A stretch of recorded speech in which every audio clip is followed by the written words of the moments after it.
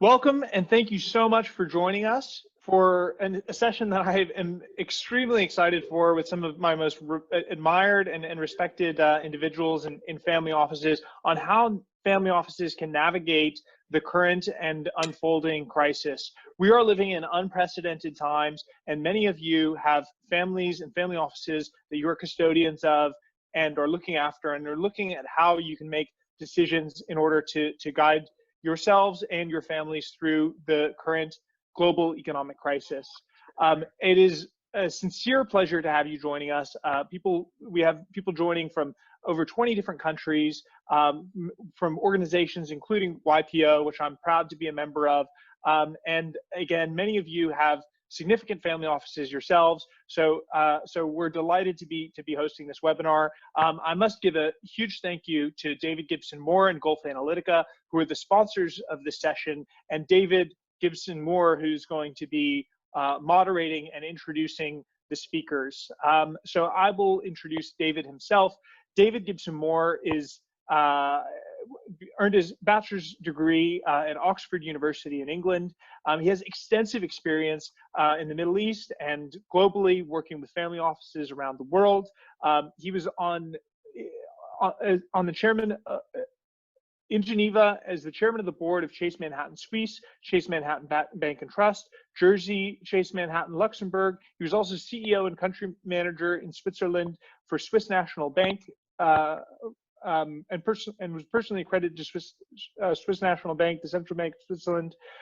He worked with Bank of New York for several years, and subsequently worked in Saudi Arabia until 2000 as the executive director of investment banking and share trading at Al Rajhi Bank.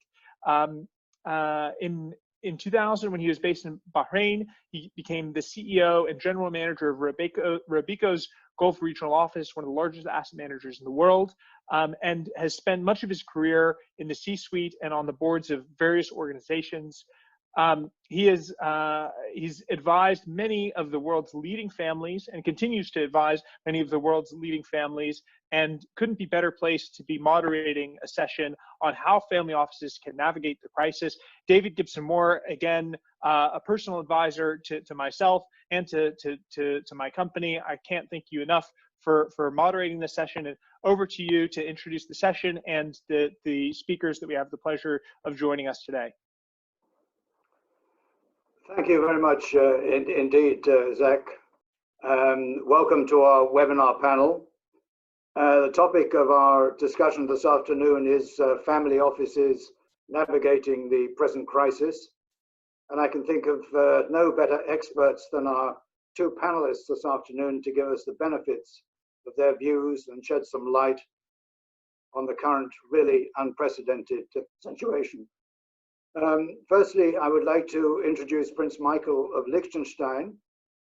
Prince Michael is chairman of Industrie- und Finanzkontor, a leading trust company based in Vaduz, with a great tradition of expertise in the long-term and transgenerational preservation of wealth. He is also the founder and chairman of Geopolitical Intelligence Services, which provides business leaders and policymakers with scenario-based geopolitical forecasts to inform their strategic decision-making.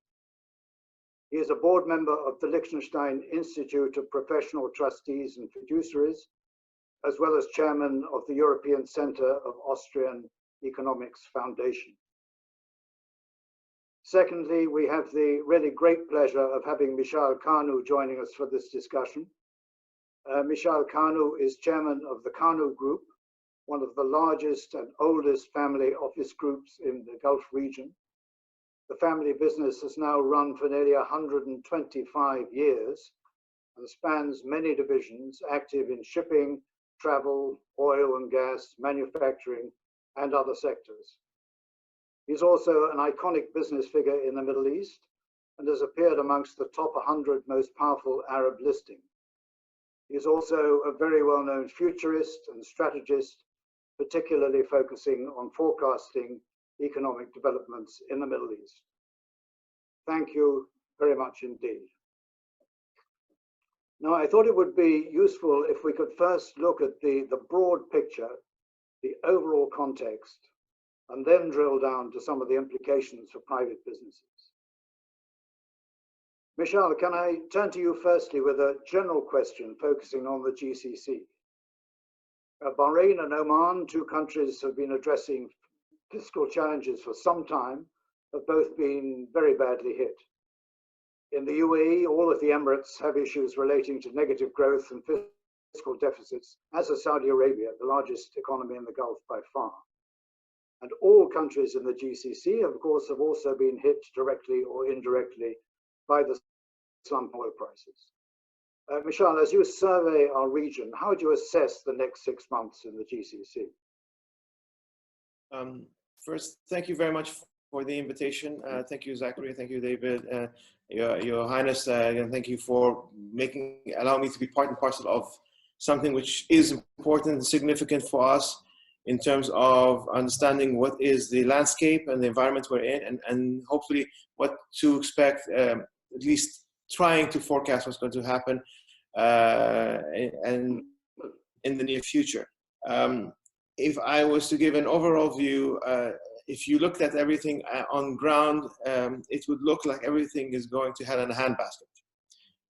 The reality is there will always be, in any situation, in any economic situation, there will always be winners and losers. The winners will be those who are willing to take those tough decisions and tough calls, and the losers are going to be those who are going to stay the course because they are either paralyzed or fearful of trying to take advantage of something new, and to try to do something where it might be painful or something they're unused to or unhappy to do because it's beyond their capability. From a macro point of view, the governments have decided that it's first and foremost is to protect the population and then think about the economy. And I think what you call it, it's now reaching a point where the governments are saying, you know what, we've done our job in terms of protecting the population, and we're going to now look at turning our attention to the economy. It depends on the size of the population, depends on the economy. While the Gulf as a whole, from Kuwait all the way down to Oman, is homogeneous per se in terms of the population, they're not homogeneous in terms of size and in terms of population relative to their country. So in a country like, say, the UAE, which has a population of about approximately 2 million nationals, and a huge amount of income coming in, the idea is I can sustain much further and much longer, economically speaking, than, say, a place like Bahrain, which has a population relatively, I think, about the same size of the UAE, 1.5 maybe million, but the income is generating is by far less than what is happening here in the UAE. So while you have two different countries, they are with the same population, the attention has been to focus on, again, first safety of the people, the citizens, safety of the people also who are not the citizens but are living on in their land, and then looking at the economy in the near future. Saudi Arabia, on the other hand, is a completely different, has a different outlook, because a majority of the population are Saudis. The foreign expat population is quite small, so they are looking and saying, okay, what do we need to do now in order to not only safeguard the safety of the population, but also safeguard the income of the Saudis, because it's either the companies are going to pay for the people who work for them, or the government is. And 1 month or 2 months might be sustainable, but more than that becomes harder and harder, financially speaking. And I don't think any of the governments over here have taken an unusual decision relative to all the other governments in the rest of the world. The first priority had been globally was first protect the people and then look at the economy. So now I think we've reached the point where the economy starts to play a major role in terms of how governments should be addressing it. And for us as citizens and or business owners living in these economies, what do we do in terms of the issues we're going to face? Some governments have been very proactive in terms of saying we're going to financially support and inject cash into the economy, and other governments have been a bit more I won't say proactive, but rather are saying taking their time in terms of how they're going to move. We will see how this all plays out. It's just the early stage. But again, as I started from the beginning, there will be winners and there will be losers. And the winners are those who are willing to take the larger bets. I'm sorry if it sounds like it's a gamble, but there is an axiom, and that axiom is true. Fortune favors the brave. So those who are willing to take strong decisions, fast decisions, in spite of everything that might look negative, those are the ones who are going to benefit. Thank you very much, Mishal. I think it's fair to say that the GCC economies had, in fact, already been cooling down a little bit due to a confluence of cyclical and structural factors before this crisis struck. But you've partially moved on to the question that I very much wanted to ask you. What is your vision for the likely steps out of this current situation, particularly from your perspective as managing a private business? How do you view our working towards the new normal?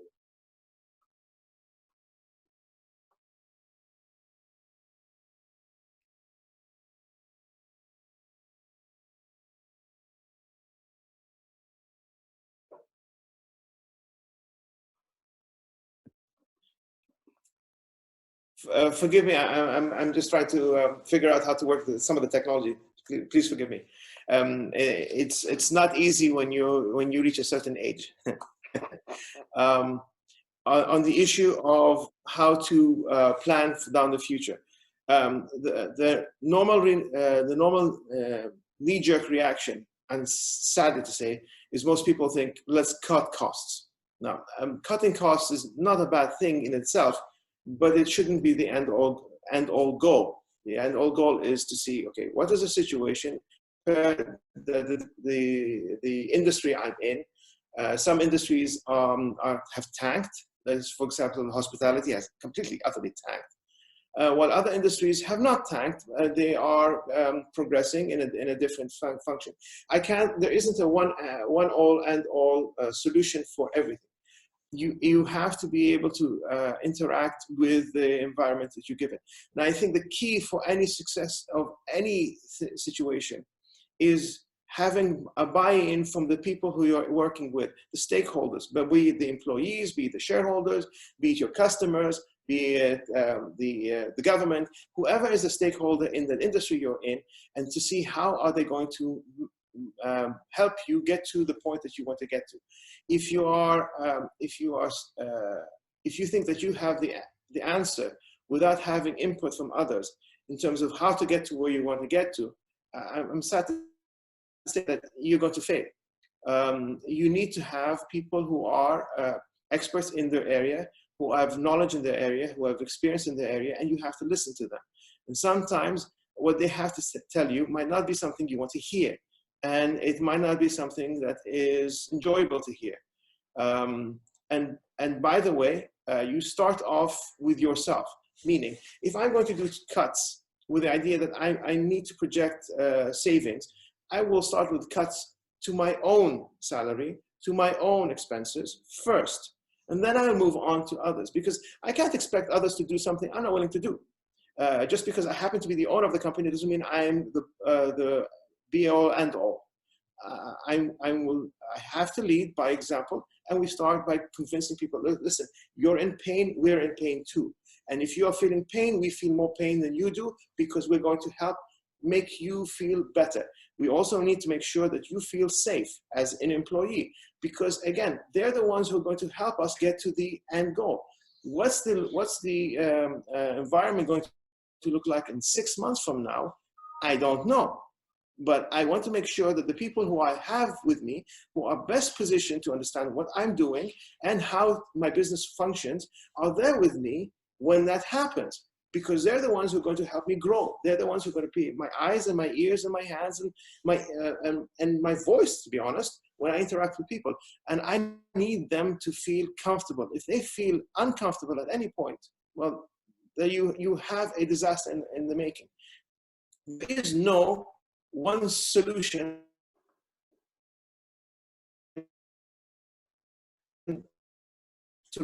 resolve everything. So in the Gulf or in any before the COVID-19 virus, I don't know if all industries were experiencing that, because you had some industries that really were picking up. So you have all industries that were suffering, but some new industries that picked up. And in fact, with this virus, you've had an experience. One of the industries that has picked up tremendously is the company we're interacting with at this present time, which is Zoom. Prior to this, well, let's face it, it wasn't exactly a hot potato. Today, everyone wants to have a company that's equivalent to Zoom.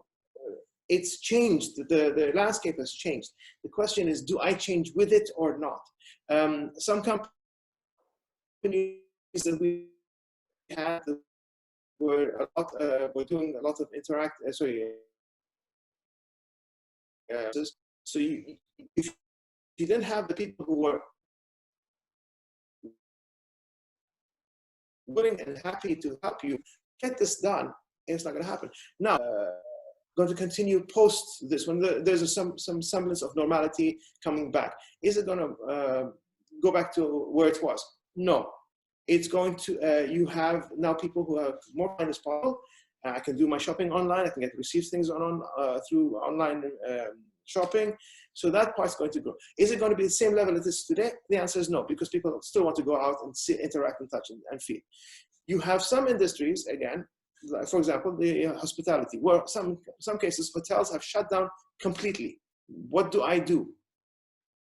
Are hotels going to cease to exist? The answer is no. Hotels are going to come back. There might be a different methodology in terms of how people will be addressed, how people will interact, how food will be delivered, etc. But this is something we're going to learn. The question is, do I look at these issues as a stopping point where everything stops, or do I look at it as a blip and an opportunity to address and fix and function for something coming that's new and different, where I can actually benefit from? If you don't have the right people with you, you're not gonna be able to get to the next point. If you have the right people with you, if you have the right interaction, and you have what we say in Arabic, an open chest, meaning you're willing to accept people telling you different ideas and different thoughts that you might not be happy with, because it gives you an opportunity to fix things before it's enforced upon you. I'm sorry, this was a long-winded answer to the question that you asked, David, but the reality is there isn't one solution, and we don't know what's going to happen in 6 months from now. But as you can prepare as best as you can, I think the only thing that is going towards making that happen is having the right people on board. The more you have the right people on board and you convince them that you are with them, the more likely you will succeed. Thank you very much, Mishal. That was extremely insightful. You are really on the front line, and we salute you. Prince Michael, can I turn to you for a moment? You are chairman, as I mentioned, of Geopolitical Intelligence Services. You've been doing a great deal of work on these matters. Just to start our conversation going, fears are being expressed in some quarters that perhaps the global downturn could be more punishing and longer lasting than initially feared. This virus has certainly changed the way we live, work and play. Prince Michael, as you survey the turbulent world around us, how do you assess the next 6 months? Well, I think maybe I can go a little step back. The problem is that actually this crisis hit a system, at least in Europe, but in also many other countries, which wasn't very healthy. And if we look back the last 15 years, we had in 2008 the financial crisis. And this financial crisis turned into an economic crisis, into a sovereign debt crisis, and basically also a crisis of political institutions, at least in many countries, at least in Europe. So it is a bit like the coronavirus. If you get the virus and you have a very healthy body and a good immune system, the damage is not done, there's not big damage done. But this crisis hit an economy and also hit political systems which haven't addressed problems in the past. Because the problems which caused and made the financial crisis is not yet addressed and solved.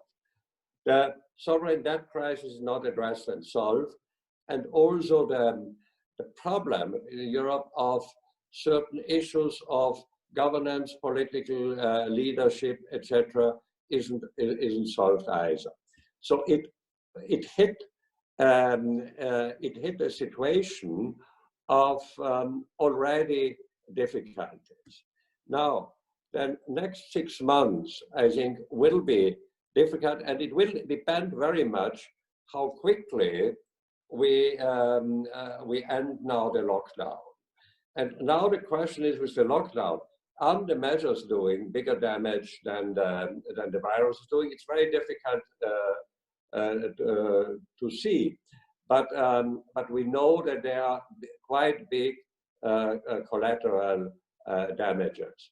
There are industries which are down to nearly zero if we take the whole tourism and hospitality business only, but a number of other ones. And we have now a combination which will be interesting of one side situation of deflation, because there will be overcapacities, and there will be also a supply problem. But on the other hand, with all the monies which are put into the economy, I think there will also be certain inflationary tendencies. This is not a healthy basis for a recovery. And it is certainly necessary to put money now into this situation, just to keep the economy surviving while it is locked down. But on the other hand, there is also the whole way of government financing, etc., and not really on the long-term helping that governments start again to redimension their function in the economy, which would be necessary for a good recovery. And I think we have, talking about the deflationary situation, I think we have a problem in two areas. There are two areas which are extremely important for the infrastructure. And there we have strong deflationary tendency. We have it in the energy sector, and we have it on the financial sectors. And we have in both, we have in the financial side, we have negative interest rates, or very low interest rates. And on the oil and gas prices, we are also very low. Now, low prices sometimes help to redress an economy, but not such shocks. So I think it will be an extremely bumpy road, and it will be very difficult. And I think it will not be only the next 6 months, but I think the real results we will only see the next year. Thank you very much. Prince Michael, if I could just have a follow-up question on that. I know you've been giving a lot of attention to the role of government per se, and this would apply perhaps to the liberal democracies. I mean, one can see that the climate of fear might generate a desire for more hierarchical government control. And on the other hand, you've got the desire for responsibility for the burden of risk, which at some point needs to be handed back to the individual. I mean, I guess the third possibility is simply a sense of fatalism that the economic price of pandemic control is too high. Could you comment on that balance between the government's responsibility and the need for the individual to take responsibility? In my opinion, we already lost a lot of balance already in the past, even before this epidemic, that more and more power was vested, not only into national governments, but also into supranational organizations, leaving less and less freedom to entrepreneurs, to the economy, and to the individual. Where I see now, and it normally, if there were certain measures emergency measures or other extraordinary measures, which gave the government more power. Normally, when the situation was over, they are not fully given back. If we look, for instance, when the German reunification was, there was an extra tax being introduced for 3 years to finance certain infrastructure project in Eastern Germany. This tax still exists. It's now used for other things. There were, for terrorist reasons, there were additional controls on tapping telephones and searching apartments put in a number of European countries. Even when the crisis was over, this wasn't reduced. Now, governments are getting huge powers there. And I think the way how it is communicated is very warning. If the chancellor of one of the largest European countries, I nearly said the name now, says people behaved well, and if they continue to behave well, then we might lift the sanctions. Who is deciding on that? Who is the sovereign there? Is it a single person who is saying, kids, you have behaved well or not? In the same country, the minister in charge of the chancellery criticized the judicial, how could the judicial system dare to challenge certain measures by the administration during this time. This is also an amassing of power to the executive against the judicial system. And a lot of other such questions. There are also supranational organizations who also want to grab for more functions, also, and saying, the World Health Organization, for instance, we have a global problem, therefore we need global solutions. And as it has shown now, centralized solutions or global solutions don't work. The solutions have to be adapted to the circumstances, and people have to do it in the local circumstances. So I'm very concerned because we anyway have already on the global level, or supranational level, or national level, already a tendency that we give powers from a decentralized democracy to a centralized bureaucracy. And this tendency is now strengthened. Thank you very much. Some very interesting points there. Mishal, could I turn back to you, please? Dr. Anwar Gargash, the UAE Minister of State for Foreign Affairs, made some interesting and well-publicized comments at a Beirut Institute summit recently. He stated that Gulf governments would be asking a lot of questions about what constitutes the rentier state model, and he posited that this crisis, and this is perhaps a good outcome, is going to accelerate the necessity of finding something more sustainable. You've touched on a little bit of this in your previous points, but how would you view this matter, the need for a new model in the Gulf?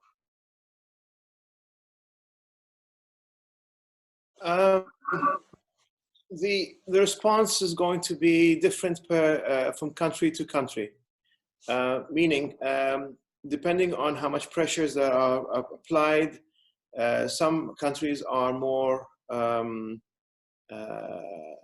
susceptible to pressure and others are a bit less.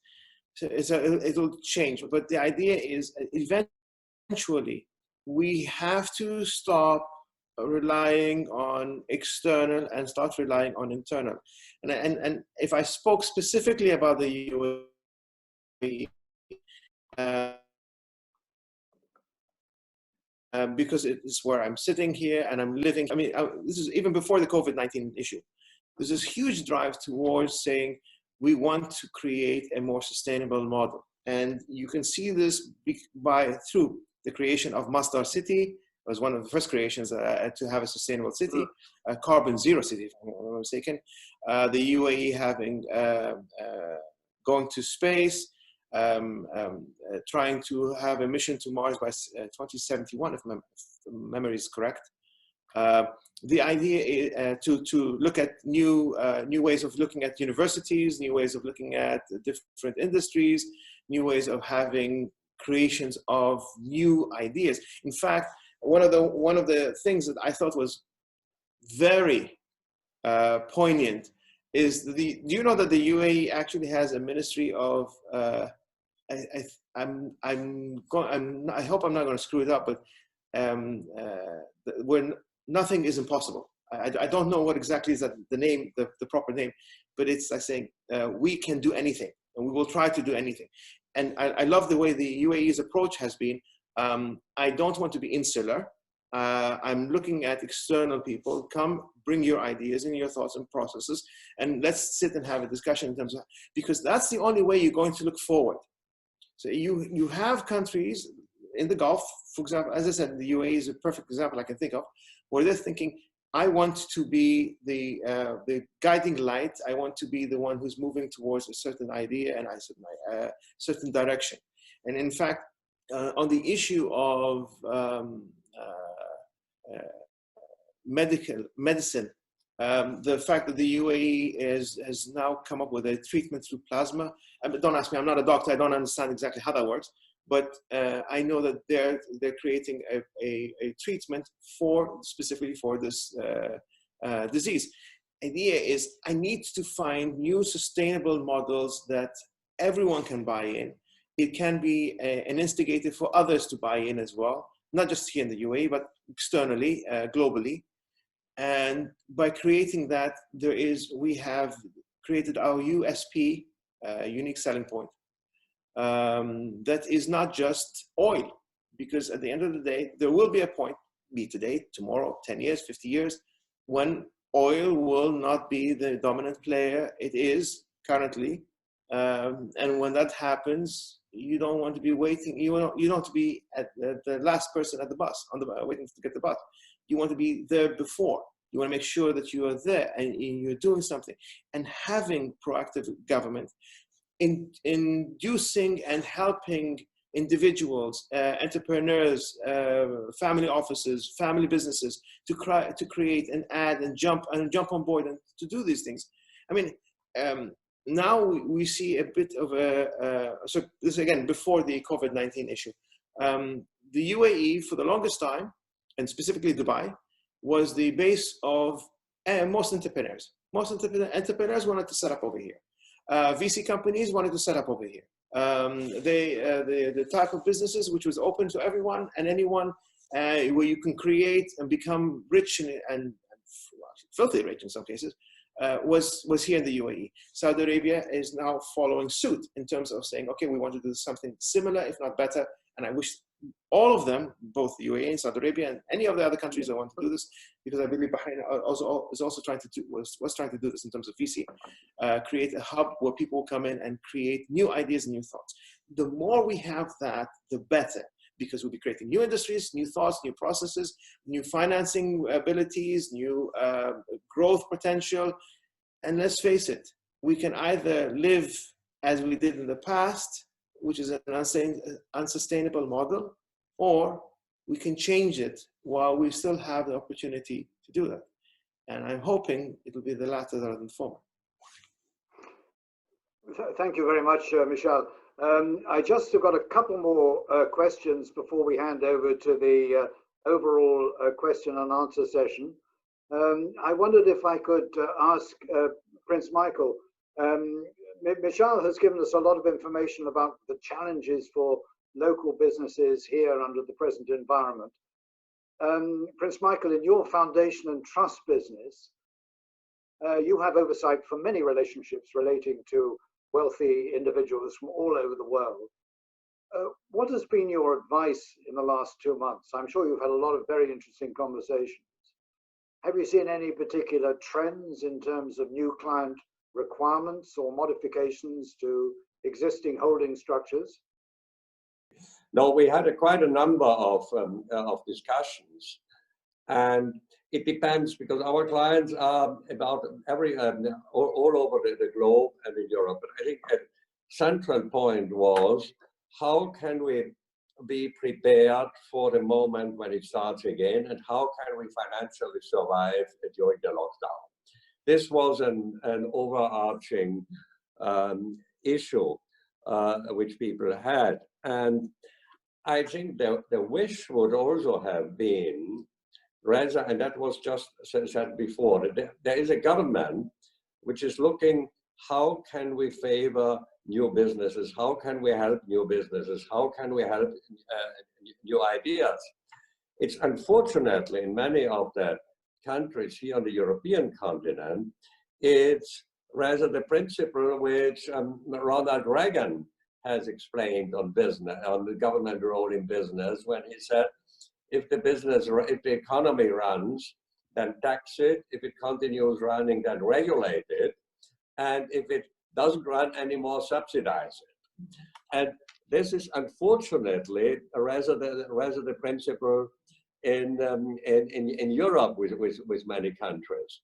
And it would be desirable to have similar systems. So actually, there's a lot of state intervention on the regulatory side, but not so much on really giving the freedom to entrepreneurs to start new businesses, to start new ideas. Not that it needs to be subsidized, but simply the freedom.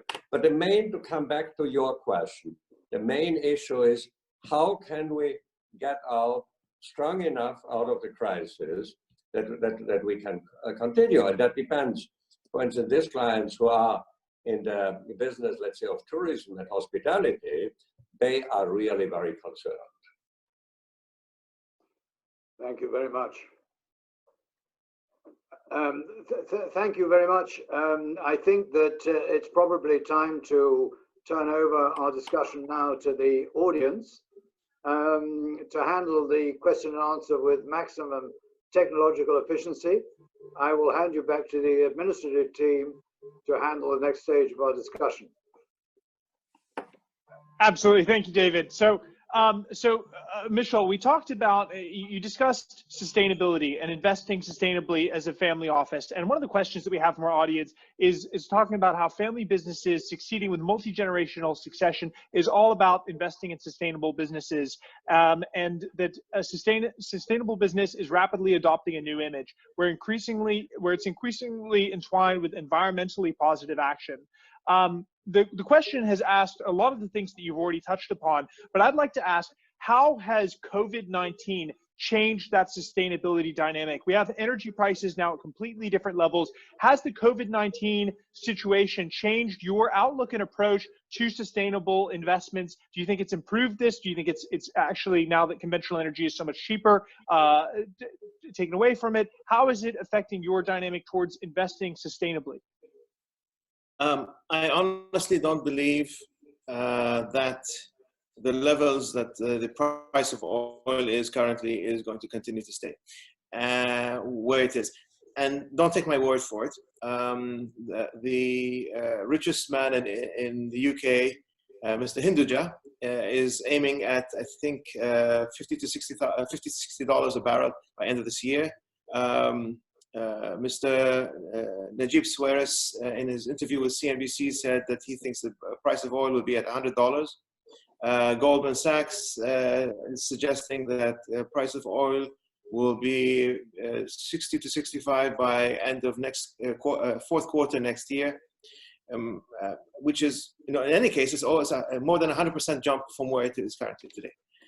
So that's going to be upward pressure on the price of oil. That was positive for our part of the world. But in terms of sustainability, that also makes the alternative energy now again worthwhile. Because right now, if the price of oil is so cheap, it becomes harder and harder to look at alternatives. But if the price of oil goes back to a more reasonable price where it should be, then the price of sustainable products such as solar or wind or any of the other new technologies that come out will become much more lucrative and much more effective. I honestly am a big fan of solar technology. In fact, I like it so much. Through an investment company I have, invested in a company called Anywhere, which is based in Dubai, which is a creation, it creates and finds new ways of creating sustainable energy through solar power. If I didn't believe in it, I wouldn't have invested in it. And I don't think this is just one company. I don't think there are companies out there who are thinking along the same lines. Now, it's going to have a negative, for the short term, it's going to have a negative effect because it becomes harder and harder to invest in something when the competitor, oil, is so cheap. But eventually, when oil becomes to a more normal pricing in the 50s, 60s, then this type of technology, which is sustainable technology, becomes more viable financially. And I think you don't buy for short term. No one should be buying anything for short term. You buy based on the projection that you think this is going to be the sustained trend that's going to continue. If you believe in hydrogen, find companies that do that. If you believe in electronic vehicles, find companies who are doing that. Because at the end of the day, at one point or another, you can't have the lifestyle we had in the past in the future. We're growing in terms of a population, we're growing in terms of a demand. The middle class globally has increased significantly, and it means that we're going to produce more and more products that the middle class want. That needs to be either sustainable or recyclable, or we as humans have a major problem. I think we are going to be happy with the results if we don't. Excellent. So understanding that we shouldn't just be thinking about the short term, and picking up on that as well. And this is another question from the audience, that we need to be thinking about the long term. A lot of people are thinking about tactical positioning. How can they reposition their portfolio? Should they buy a little bit of Zoom? Should they buy a little bit of Tesla? Should they, should they be making trades that are affected, or investments that are affected by the short term changes that are happening? But what you've suggested is that this is actually changing the long-term picture, and that we need to think about this more strategically rather than just tactically, rather than just repositioning ourselves, looking for a distressed asset here or a deal there. How has the strategic, and this is a question for both of you, if Prince Michael, if you could start, how has the strategic asset allocation of the family office changed? How are you having to rethink about your strategic asset allocation at the asset class level, and in order to reposition yourself for a COVID economy? And I'd say both for your investments and for your businesses. Well, I think it is to have your asset allocation, your strategic, is you need a long-term view, and I think it is. If you have it, and most family offices have that, and I'm not a friend, and I don't think it's a good idea to make a quick switch or swap because of this crisis here. And I think we also know not yet enough about the results of the crisis and what's going to happen to really make too many changes in the strategic. I think most family offices have it on multi-generational working. Families have a long-term strategy, have their core assets, and I think it will not change immediately. That it needs certain thinking, for instance, a way of the whole. It brings up the question is about our healthcare systems. Our healthcare systems so far were very strongly guided by actually treating people who are sick, but not necessarily making people stronger, so that diseases don't harm them too much. There will be, but very long-term changes in that. And I think there will be opportunities coming up, but I don't think one should now immediately make too much moves. Besides, maybe trying to have sound finances for not being vulnerable. So the strategic portfolio, the strategic asset allocation, this top-down view that investors are taking, it still needs to be focused on the long term, and people should not be having knee-jerk reactions. They need some time to reassess what the long term is. And again, companies, your portfolio companies, your investments, they're also going to be having to reinvent themselves. If you feel that you're overweight hospitality, I'd recognize that hospitality is probably going to be changing its way of doing things as well. Mishal, would you also, what would be your thoughts from a strategic asset allocation standpoint? How is this potentially affecting your view, would you agree principally with Prince Michael, or are there any differing aspects on how you've been looking at things? And actually, I'd like to put this to David as well. David, you're an expert in strategic asset allocation. So Mishal and David, if you could share your thoughts on the strategic versus tactical asset allocation. If you're going to do any type of investing, any type, it's either I believe in the industry, I believe in the company, and or else I shouldn't invest. Taking short-term punts usually is something that doesn't work out. It might work out sometimes, but you don't want to. I agree with Prince Michael in terms of it has to be a long-term strategic view of what you're going to invest in. The key is understanding the environment you're in. Some environments are conducive to equities, and some environments are conducive to understanding that, and having people who are specialized who can tell you and give you a better idea helps you plan your long term. Because at the end of the day, you're either planning strategically or you're gambling, and sometimes it's an expensive exercise. Actually, a lot of times it's an expensive exercise if you don't do strategic planning. Now, on the issue of investing in opportunities, honestly, opportunities in a company like General Electric. This is a company that is currently selling for about $6. Now, if you think about the industries, it's in healthcare, it's in aviation, it's in several other things. All of them are being, some are being hit and battered, and some of them are being are near ceasing to exist.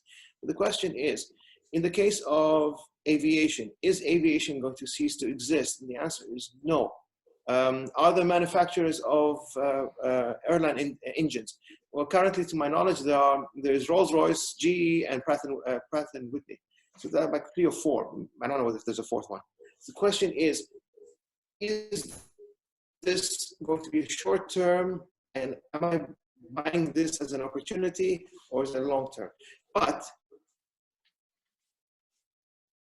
don't be able to say, okay, overall, there's going to be a shift towards focus on medical industry. There's going to be a shift towards the internet, the e-commerce. There's going to be a shift towards video conferencing, something along those lines. You can see that there are shifts that are going to happen. That's what having a strategic person who has the ability to see these things, sitting and telling you, you know what, you are more focused on the hospitality. Maybe you need to focus, reduce your position in hospitality, focus more on video conferencing, for example. I'm not suggesting any of these things. I'm just saying, for example, these cases. When you have people who are able to tell you what to pay attention to, and don't take the advice of just one person or 2 people. There are so many people around there. Get as many advice as you can, and then between yourself and your team, come up with the right strategy that works for you. The more you do that, the better chance you have of not only surviving, but prospering. I think this comes right down to behavioral approach to investment, isn't it? It is terribly, terribly difficult to keep to your strategy. And, I've made 2 videos for a company that we're very much involved with here that's in the robo-advisory field. And that, by definition, you set up your target strategic profile, and then you have to stick to it. But, the videos I made started off with the point of Black Monday in '87, which was, I'd just taken over the whole bank. The market went down 20% plus in one day. And we had clients screaming down the phone, get me out, get me out. It's terribly difficult under those circumstances to say, just stick to your strategic plan.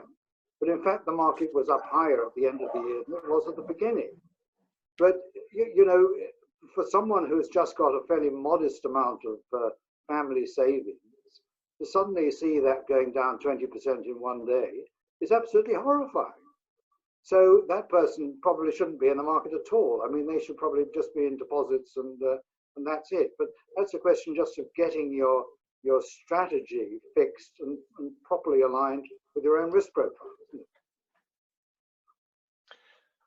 So whenever we have a major crisis, it's a time when leadership really emerges. And Mishal, you had mentioned and alluded to the point of what really matters again through the investments or the businesses that you own are the people that are behind it, the people that are running it, the people that are advising you. How can you as a family guide your portfolio companies, your investments, and ensure that you have the right leadership in the individuals that are advising and managing on it? And what are the characteristics of the leaders that have responded well to this crisis? What are the characteristics of the leaders that you have seen struggle with it? In terms of leadership, it's always the calm head, the non-reactive person. I don't mean someone who's so not reactive that he's dead, but I mean the person who is less likely to be afraid of what's happening, is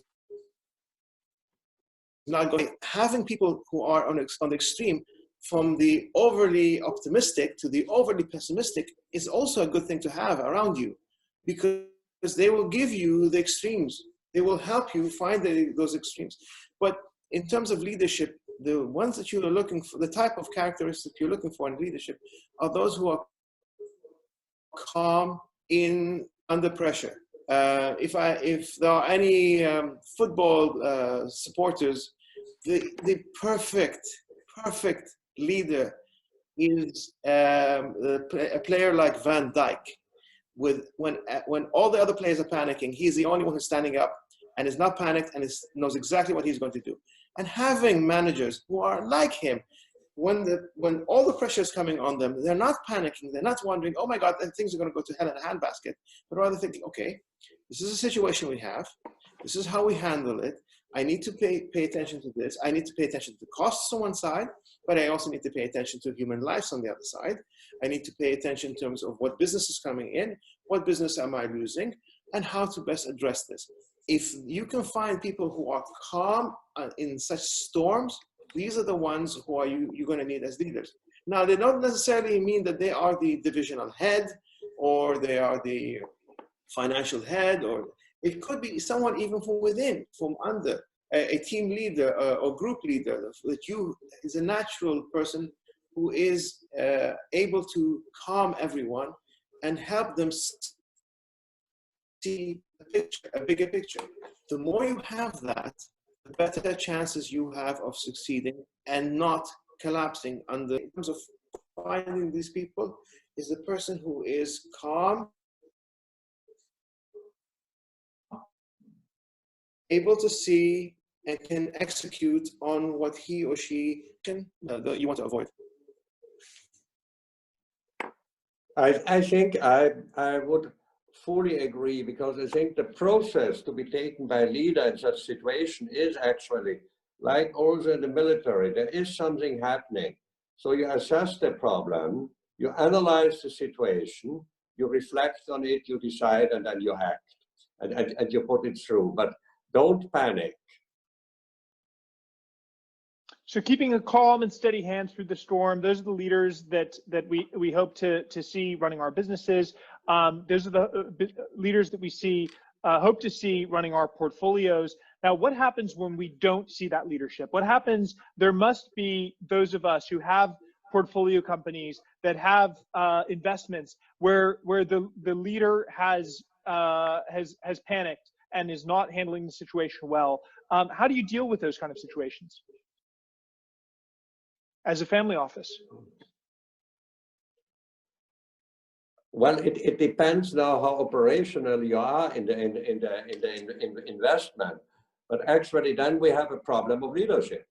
We have an actual problem of leadership, which is not only going on this situation, such situations show it more clearly, but I think you have then a general problem, and I think you have then, maybe not immediately, but you have to take action.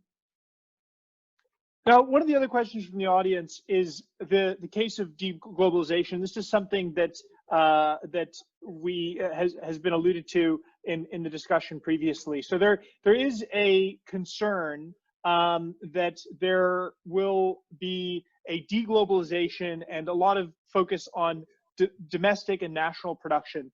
Now, as a family office, both an investor and a family that holds multinational holdings and global portfolios, how are you looking at this potential deglobalization and the challenges that will be faced again between U.S. and China and the rest of the national kind of nationalizations that are happening around the world? Or would you challenge whether that's actually going to unfold?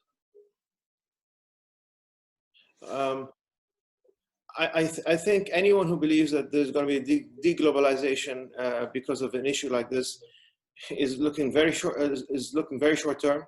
Doesn't understand how the world has integrated with one another. Yes, for populist sake and for political sake, I'm going to show I'm focusing only on my area and my country and my whatever. It's been an extremely insightful panel. We discussed Mishal, Prince Michael, the fact that fortune favors the bold. The landscape has changed. The world has changed. We are in a different world than we were in 2019, and it's never going to be the same again. We discussed the importance of having the right people managing your portfolios, the right people managing your companies. We discussed the problems that we're facing, particularly in Europe. The fact that Europe had problems before that still have not been solved and is continuing to have new problems that have not only remained unsolved but are now being exacerbated by the issues at hand. We discussed the importance of sustainable models in our family offices, the sustainable models in our businesses, sustainable models in our investments, and the fact that that importance has only been exaggerated by the current crisis. We also discussed the importance of maintaining a strategic asset allocation and a safe and steady hand, and the leadership importance that requires. If I could just ask each of you to give a closing remark about any words that you would like our audience members to take away to as a final closing to this wonderful session. If I could ask David, Mishal, and Prince Michael to each give a brief closing remark before we close. Shall I kick off? Well, a wonderful discussion. Thank you very much for sponsoring it, Zach, and the AIM Summit. We really are living in a period of unknowns. I mean, that's the issue right now, but I think it's been very, very useful to have such incredible insights from Mishal and Prince Michael on both the local context here and the international context. Thank you very much indeed. I've always been a contrarian, and I'll suggest to everyone, if they have an opportunity, to also be a contrarian. When people panic, buy, and when people are selling, when people are buying, avoid. This is a perfect opportunity for you to rebalance everything. This is a perfect opportunity for you to look at everything that you have currently and what you want to do. Think of your long-term goal. Don't look at what you call this situation and think the world's going to end tomorrow. It's not. Think of what you want long-term. Plan, since you have an opportunity now to rebalance everything to the point that you want to get to, and inshallah you will get to it.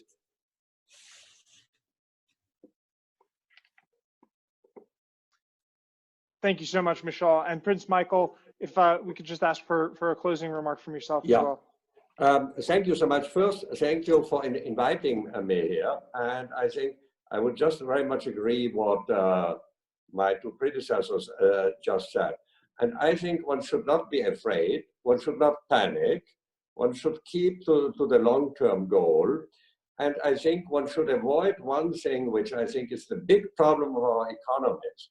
And you see it, I think it is every company has a risk management, but not every company has a opportunity management. And I think we should look at long-term opportunities, not be too afraid, but And I would also say use this time to rethink, reassess your position, and don't be afraid. Well, I couldn't think of more positive words to close on. Prince Michael, Mishal, David Gibson-Moore, thank you so much for this. Again, I would just echo and repeat what you're saying. This is an opportunity. This is an opportunity for us to adapt. This is an opportunity for us to have, a fresh look at a new world that we're now in, and all we can do is make the most of it, and realize that the pre-COVID world is going to be behind us. Thank you again so much to everyone who took the time to join. We'll be having another webinar on the 19th of May, next Tuesday, with Dr. Ryan Lemand and Dr. John Rutledge on Have Central Banks and Policymakers Failed? I hope you'll be able to join us for that as well. Again, thank you so much, David, for moderating, and also to David and Gulf Analytica for sponsoring this. It's been really such an honor, a pleasure, and a privilege to be able to ask questions. I'm sorry I didn't get to be able to address more of the questions from the audience. There were a lot of amazing questions, and we'll look to try to follow up with as many of them as we can after the panel. Thank you all again so much.